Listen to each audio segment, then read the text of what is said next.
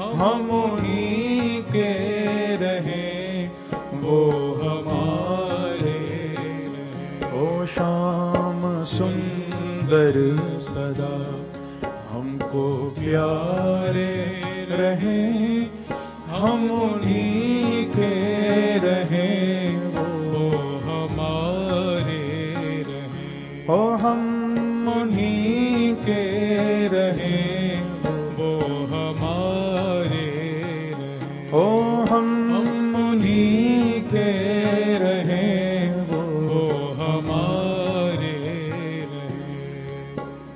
हमारे परम रसिक सम्राट अनन्य नृपति स्वामी श्री हरिदास जी महाराज भी बांके बिहारी से एक पद में यही बात कह रहे हैं।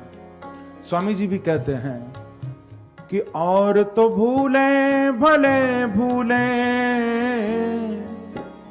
पर तुम मत भूलो मालाधारी। हे बांके बिहारी, सारा संसार मुझे भूल जाए तो कोई परवाह नहीं, लेकिन आप कभी मत भूल जाना। बाकी सारी दुनिया मुझे भूल जाए, आप मत भुला देना। भैया, हम तो दुनिया को मनाने में लगे रहते हैं कि कहीं कोई रूठ न जाए। किस किस को मनाओगे यहां? यहां एक मानेगा तो 100 रूठेंगे। मनाओ मत इनको, मनाना हो तो इसको मनाओ। रूठे चाहे राजा, वासे कछु नहीं काजा, एक तू ही महाराजा और कौन कुसराहिए। रूठे चाहे भाई, वासे कछु ना भलाई, एक तू ही है सहाई और कौन पास जाइए। रूठ जाए चाहे शत्रु और मित्र आठों याम, एक तेरे चरणन के नेह को निभाइए। क्योंकि जग सारा झूठा, एक तू ही है अनूठा, रूठ जाए चाहे सारा जग, पर तू न रूठा चाहिए। प्यारे, दुनिया रूठ जाए चाहे, पर तुम मत रूठ जाना कहीं। तो स्वामी जी भी यही कहते हैं, और तो भूलें भले भूलें, तुम जो नहीं भूलो मालाधारी। आप मत भूल जाना कहीं। श्याम सुंदर सदा हमको प्यारे रहें, हम उन्हीं के रहें, वो हमारे।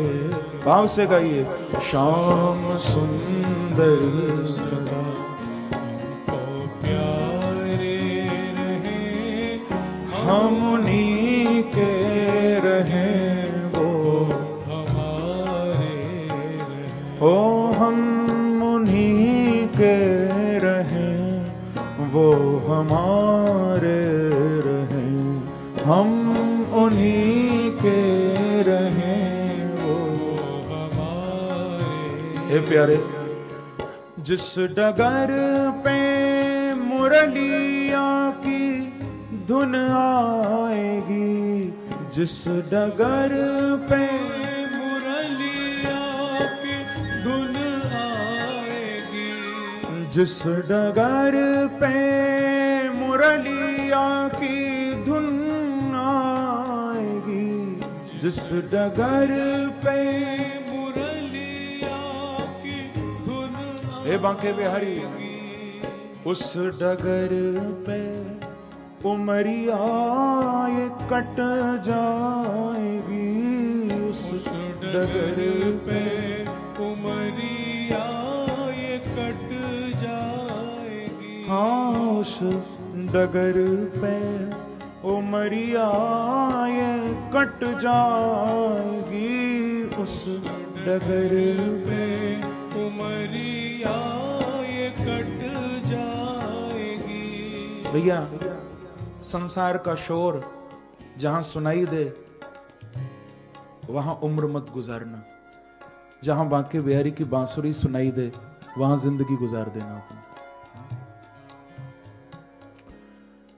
जिस डगर पे मुरलिया की धुन आएगी, जिस डगर पे मुरलिया की धुन आएगी, उस डगर पे उमरिया ये कट जाएगी, उस डगर पे उमरिया ये कट जाएगी। होश डगर पे उमरिया ये कट जाएगी।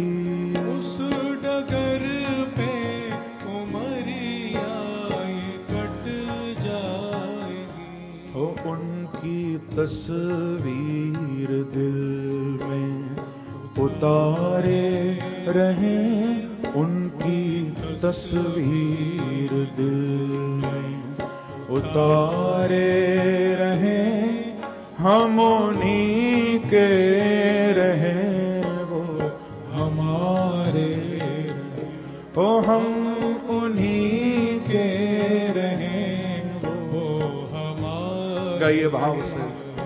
हो शाम सुंदर सदा हमको प्यारे रहें, हम उन्हीं के रहें, वो हमारे। हो, हम उन्हीं के रहें, वो हमारे। प्रेम पीयूष की धार बहती रहे, प्रेम पीयूष की धार बहती रहे। प्रेम पीयूष की धार बहती रहे, प्रेम पीयूष की धार बहती रहे। नित्य घन श्याम रसना ये कहती रहे, नित्य घन श्याम रसना ये कहती रहे। ओ नित्य घन श्याम रसना ये कहती रहे, नित्य घन श्याम रसना ये कहती। और प्यारे, अपने तन मन को मोहन पे वारे रहें, अपने तन मन को मोहन पे वारे रहें, हम उन्हीं के रहें, वो हमारे रहें, ओ हम उन्हीं के रहें, वो हमारे रहें। ओ शाम सुंदर सदा हमको प्यारे रहें, शाम सुंदर सदा। सभी गाइए। को प्यारे रहें, हम उन्हीं के रहें, वो हमारे रहें, हम उन्हीं के रहें, वो हमारे रहें। ओ हम उन्हीं के रहें, वो हमारे रहें, ओ हम उन्हीं के रहें, वो हमारे रहें। वो हमारे रहें, वो हमारे रहें। वो हमारे रहें। वो हमारे रहें। बोलो वृंदावन बिहारी लाल की जय। ऐसा भाव यदि हमारे हृदय में उठ रहा है तो समझ लेना कि अब हम परम धर्म की ओर बढ़ रहे हैं। परम धर्म यही है कि सांसारिक कामनाएं अंदर से निकलें और प्रभु को देखने की इच्छा हृदय में जगे। और भागवत हमको उसी ओर आगे ले जा रही है। प्रेम से कहो श्री राधे। वेदव्यास जी महाराज ने मंगलाचरण में आगे बड़ा सुंदर कहा कि ये जो श्रीमद् भागवत ग्रंथ है इसको भैया किसी और ने नहीं बनाया। श्रीमद् भागवते महामुनि कृते, महामुनि श्रीमन नारायण, तेन प्रथमम संक्षेपतः कृते। श्रीधर स्वामी जी अपनी टीका में भाव देते हैं कि महामुनि का अर्थ है भगवान नारायण, भगवान विष्णु, यानी भागवत को किसी और ने नहीं बनाया, ये भागवत प्रभु के ही मुख से निकली है, भागवत को भगवान नहीं बनाया है। और बंधुओं, भागवत को वेदव्यास के रूप में बांके बिहारी ने ही लिखा है। वेदव्यास जी भी अवतार हैं प्रभु का। अच्छी तरह समझ लो, भागवत को बनाने वाले भी बांके बिहारी हैं और वेदव्यास के रूप में भागवत को लिखने वाले भी बांके बिहारी हैं और सुखदेव जी के रूप में भागवत को गाने वाले भी बांके बिहारी हैं। तो महामुनि कृते, वेदव्यास जी के रूप में लिखा भी है, सुखदेव जी के रूप में परीक्षित के सामने गाया भी है। तो इस ग्रंथ का पूरा पूरा संबंध परमात्मा से है और किसी से नहीं। ये परमात्मा से ही हमको जोड़ देती हैं भागवत जी। बड़ा सुंदर इस प्रकार से मंगलाचरण हुआ। आगे फिर सूत शौनक संवाद प्रारंभ है कि नैमिषे निमिष क्षेत्रे ऋषयः शौनकादयः सत्रम स्वर्गाय लोकाय सहस्र सममासत। शौनकादि ऋषि नैमिषारण्य की पवित्र भूमि में विराजमान हैं और वहां पर सुंदर प्रश्नोत्तर हुए हैं सूत जी के चरणों में। जिन प्रश्नों का उत्तर देते हुए गुरुदेव ने, श्री सूत जी महाराज ने ऋषियों को बड़ा सुंदर सम्मानित किया है, क्योंकि ऋषियों ने जो प्रश्न किए थे वो प्रश्न सारे जगत के कल्याण के लिए किए, और प्रश्न वही अच्छे होते हैं, ध्यान रखना, जो सबके कल्याण के लिए किए जाएं। लेकिन विडंबना यह है कि हमारे प्रश्न ऐसे होते हैं जिनसे हमारा अपना कल्याण भी नहीं होता, औरों का तो पीछे होगा। इति संप्रश्न संहृष्टो विप्राणाम रौमहर्षणी ही। शौनकादि ऋषियों ने जो प्रश्न किए थे ना, उन प्रश्नों को सुनकर सूत जी महाराज गदगद हो गए थे। रौमहर्षणी, यहां पर वेदव्यास जी ने सूत नहीं कहा, इनका नाम है उग्रश्रवा। उग्रश्रवा नाम भी नहीं लिया, यहां व्यास जी ने सूत जी का नाम लिया है रोमहर्षणी, क्योंकि रोमहर्षण सूत के ये पुत्र हैं, तो इनका नाम लिया है रोमहर्षणी। अरे उग्रश्रवा बोल देते, सूत कह देते, रोमहर्षणी क्यों कहा?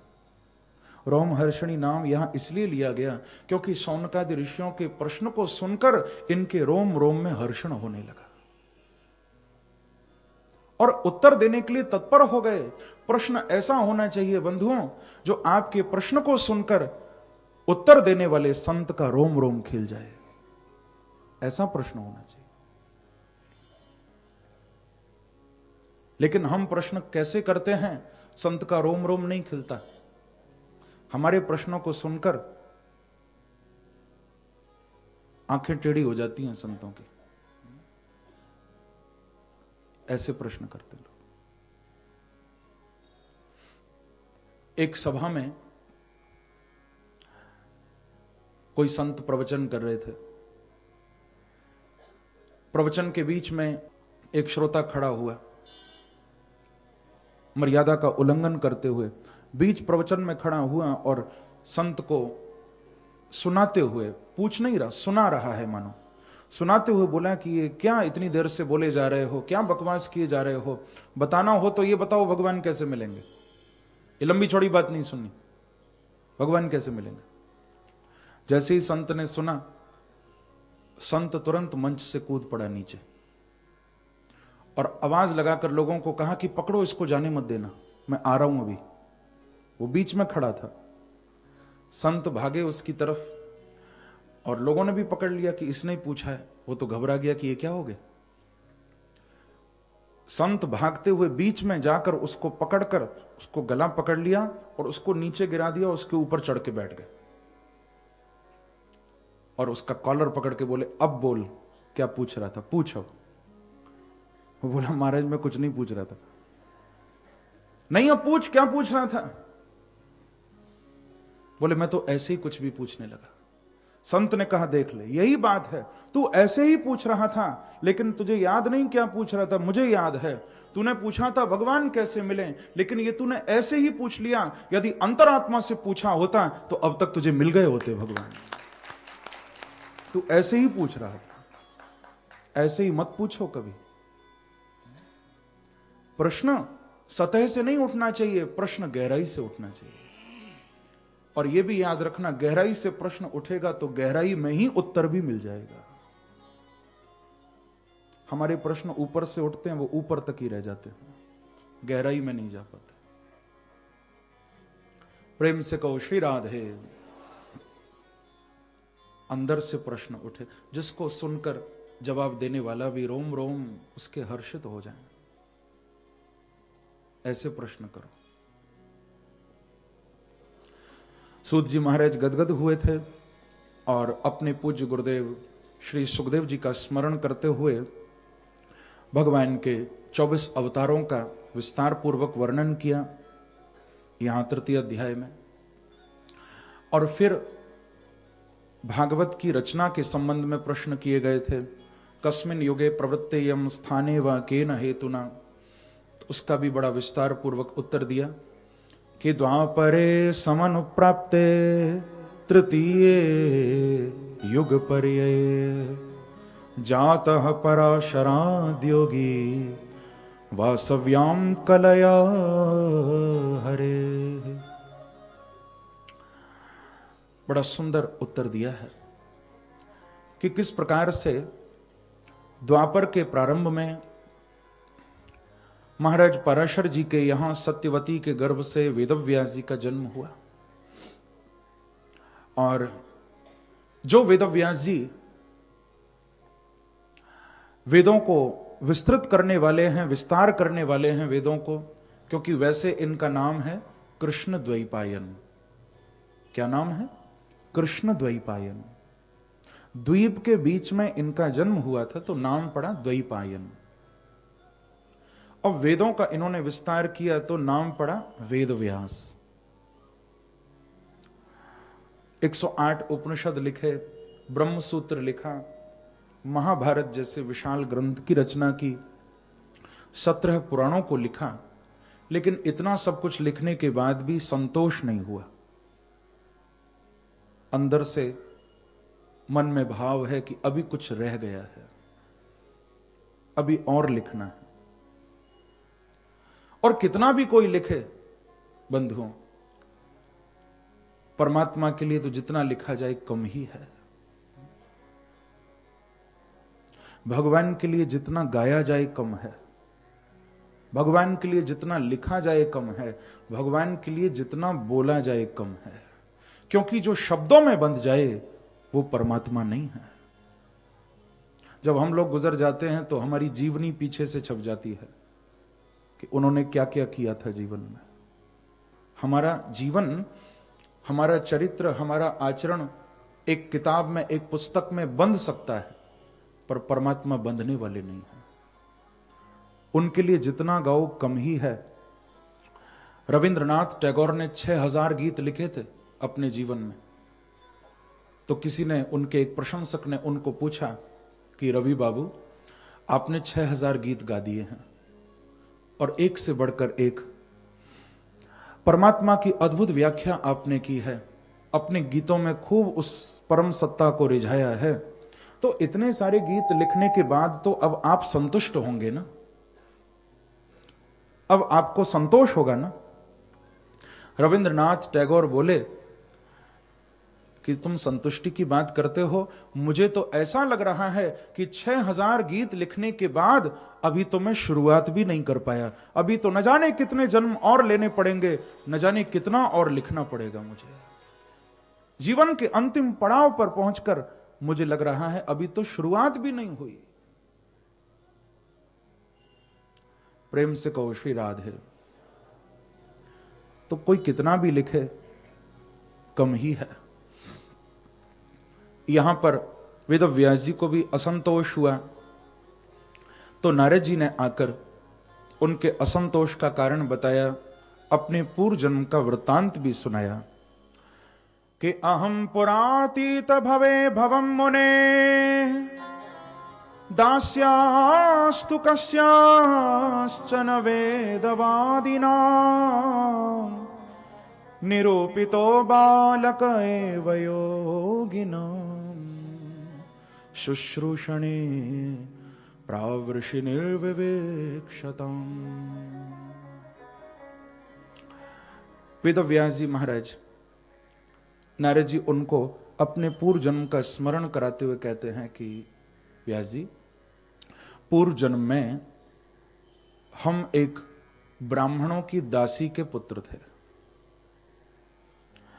हमारे घर में कोई बहुत सुख संपत्ति नहीं थी, बड़ी गरीबी थी, लेकिन मैं जो आपके सामने ब्रह्मा का पुत्र बना खड़ा हूं, ये पहली तो संतों की कृपा है और दूसरा संतों के दिए हुए परमात्मा के नाम की कृपा है, जो मैं आपके सामने ब्रह्मा का पुत्र बना खड़ा हूं। ये भगवान नाम की महिमा है और उस भगवान नाम को देने वाले संतों की महिमा है। क्योंकि भैया, कोई यदि शराबी होगा तो वो चाहेगा कि सब शराबी बन जाएं। कोई जुआरी होगा तो वो चाहेगा और भी मेरे साथ लोग जुआ खेलना शुरू कर दें। कोई चोर होगा तो वो भी अपनी टीम बढ़ाएगा कि मेरे साथ और भी चोर मिल जाएं। व्यक्ति जैसा होता है दूसरों को वैसा ही बनाना चाहता है। ऐसे ही बंधुओं, कोई भक्त होगा, कोई संत होगा तो वो यही चाहेगा कि सब भक्त बन जाएं प्रभु के। प्रेम से कहो श्री राधे। जो जैसा होगा वो वैसा बनाना चाहेगा। आप ध्यान रखना इस बात को। ये साधु का स्वभाव होता है। हमको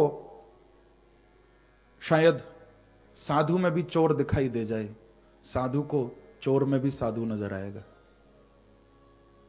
ध्यान रखना।